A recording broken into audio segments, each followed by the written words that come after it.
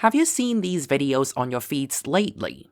There are channels like these that churn out videos every other day. I've made many maths videos, and I know it's impossible for a human, even a team of humans, to make maths videos that frequently. That's, suspicious. It's not just me. Many comments also suspect these are AI generated. A comment says, "Pure LLM crap. You cannot produce such a video every 2 other day if not programmatically." Another comment asks, "Is this an AI channel?" But a lot of these comments are only picking up on the narration being robotic, because sometimes they even have a hilariously wrong pronunciation, like they pronounce the word polynomial as polynomial. But it is really the script writing that makes it obvious it is just LLM. That is not a coincidence. That is not numerology. That is structure. This is not a toy. This is not a thought experiment. This is a number system. That oscillation isn't random. It's the sum of a whole bunch of waves. The obstruction isn't a matter of not being clever enough. It's that the integral genuinely resists closed-form evaluation. They are not the next step in the tower of number systems. They are the final step. The impossible equation isn't wrong. It's telling you complex exponentiation has branches. If you didn't know, the sentence structure, "it's not A, it's B," is a telltale sign of AI writing. Once you pay attention to this pattern, you'll start to notice it everywhere on the internet. It's not subtle at all, it's extremely obvious. But we shouldn't accuse people of using AI with one particular sentence pattern. We should also look at other signs as well. Luckily, it's not just this pattern that AI loves using, there is also the rule of threes. They absorbed it, they adapted, they kept working. We still prove theorems, we still build structures, we still discover truths. This applies to piano arithmetic, it applies to Zermelo-Fraenkel set theory, it applies to any extension, any modification, any strengthening of any system you could ever design. Sometimes they even combine the rule of threes and the "it's not A, it's B" pattern together. The Fibonacci sequence is not hidden in 1/89 by accident. It is not a numerical coincidence. It is not a quirk of base 10 arithmetic. It is there because 89 is precisely what— It does not mean mathematics is broken. It does not mean we should stop doing proofs. It does not mean nothing is reliable. What it means is that mathematics has boundaries. At least right now, the hints of AI writing are not scarce at all. They are numerous, they are abundant, they are plentiful. So okay, LLMs are generating the scripts and there are AI voices narrating the videos, but how do they also generate the visuals? A lot of these videos have the same vibe as 3 Blue 1 Brown, whose videos are mostly made using a Python library known as Manim. If you have any experience in using ChatGPT or any other LLMs, you probably know that they are surprisingly good at coding. So you can just ask an LLM to code a video in that style. Every single thing you see on screen and here can easily be generated by AI. In fact, I know one of those AIs that might have been used.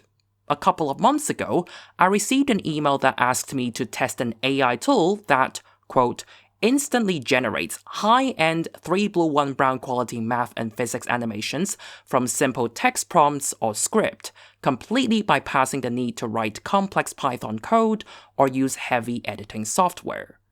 The page for this AI tool explicitly says that AI writes the script, generates Manim animations, and exports a polished video automatically.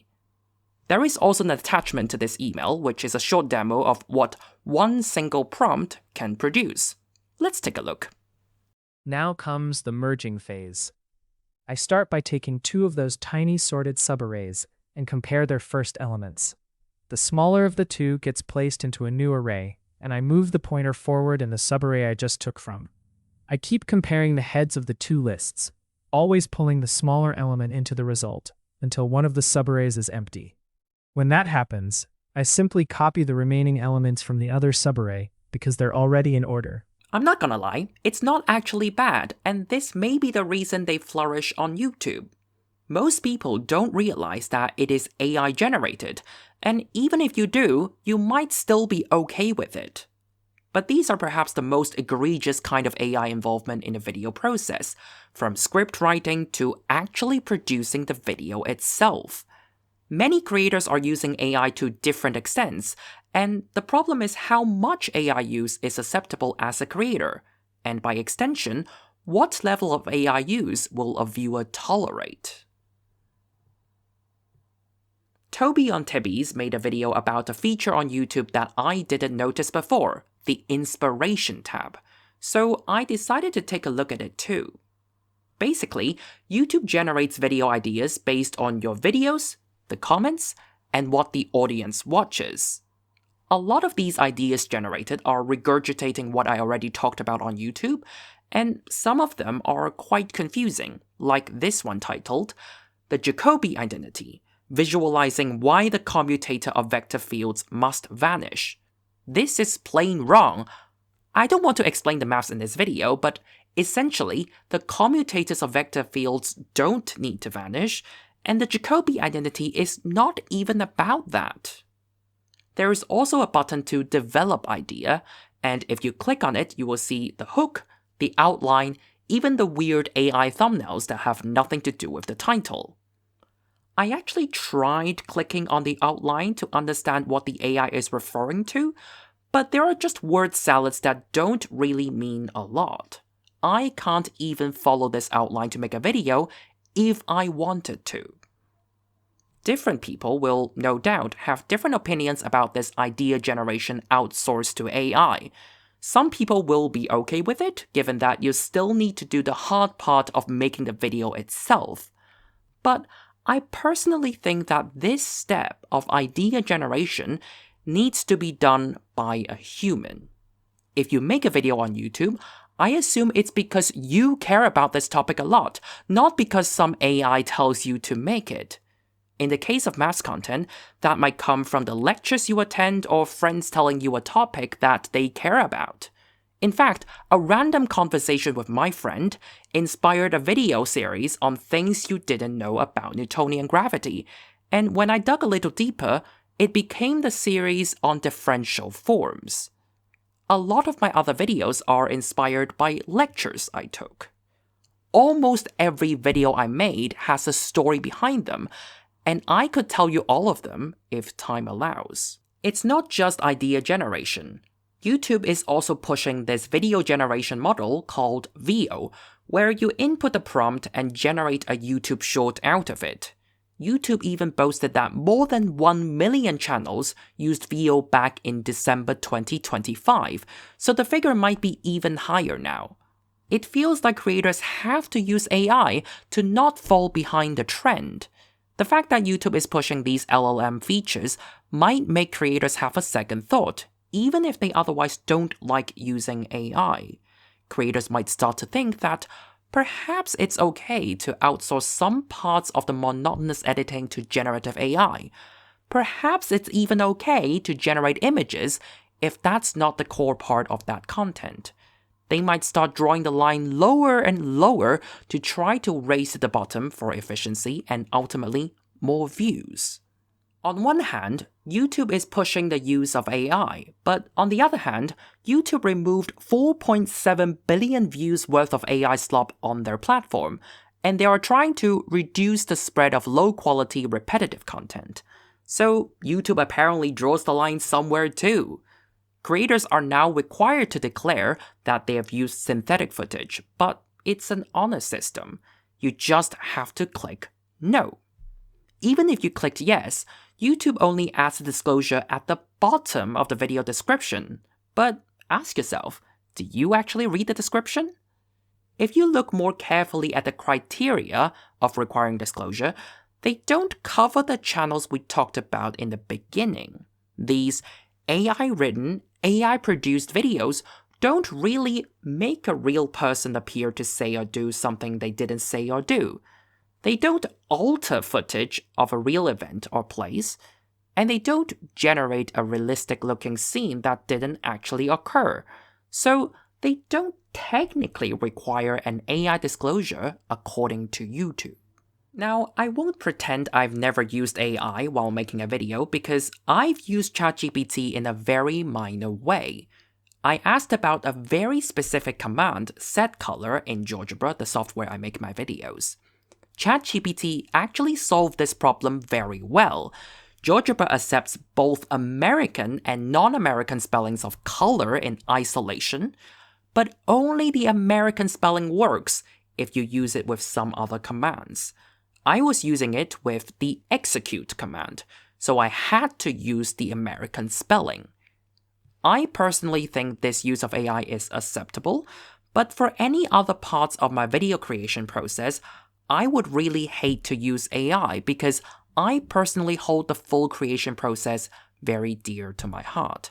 I vividly remember how I made each video because I was there and I care a lot about them. Very often, when I'm doing the animations, I accidentally learn more than what is explained in the video. But different creators will draw different lines of AI use, and different viewers will also define AI slop differently. In an ideal world, creators will declare if they have used AI in any major way in their videos, and viewers can choose to watch or not, depending on whether they deem the level of AI use is acceptable.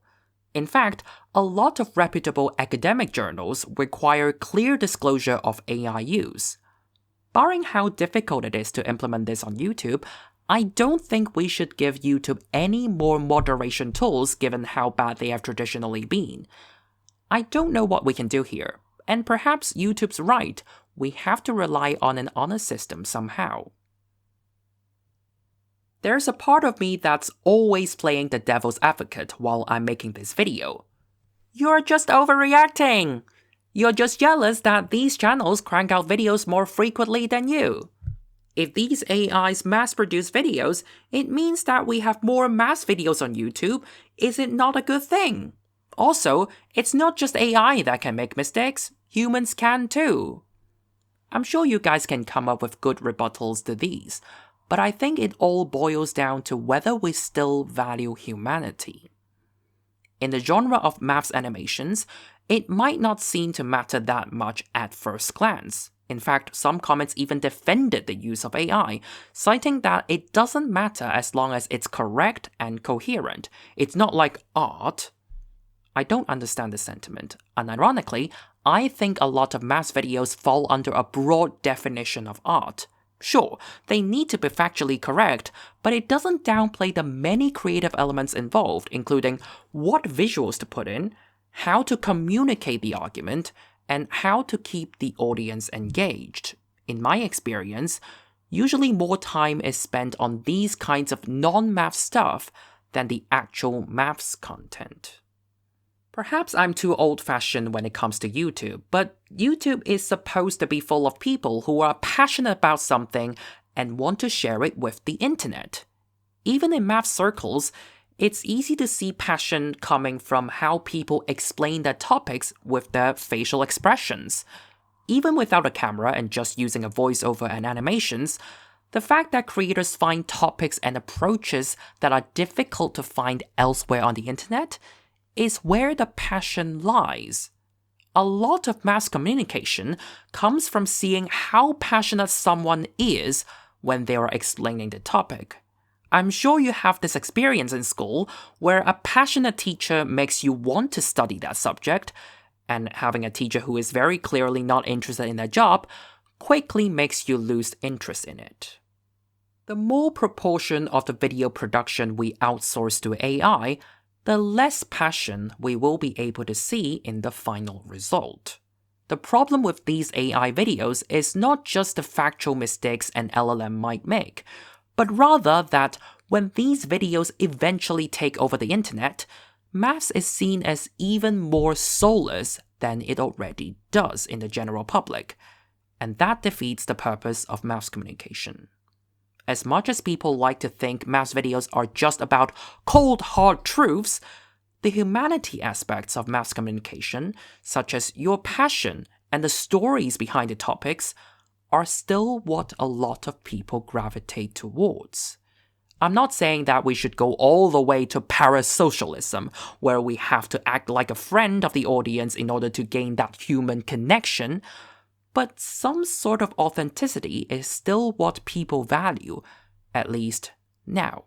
I fear that when corporations are pushing these AI tools, AI gets even more pervasive and more proportion of a piece of content is done by AI, the internet will become more soulless and humanity might be lost on the internet.